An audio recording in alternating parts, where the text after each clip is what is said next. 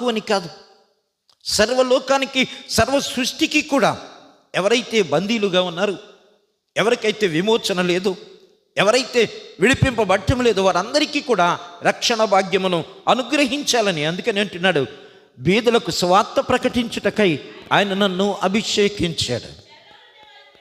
బీదలకు సువార్త, బీదలకు సువార్త.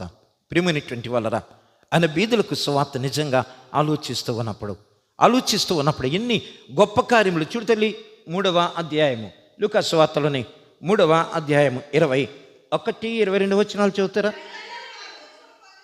ప్రజలందరూ బాప్తీసం పొందినప్పుడు యేసు కూడా బాప్తీసం పొంది ప్రార్థన చేయుచుండగా ఆకాశము తెరువబడి పరిశుద్ధాత్మ శరీరాకారముతో పావురము వలె ఆయన మీదకు వచ్చెను. అప్పుడు నీవు నా ప్రియకుమారుడవు, నీ యందు నేను ఆనందించుచున్నానని ఒక శబ్దము ఆకాశము నుంచి వచ్చెను.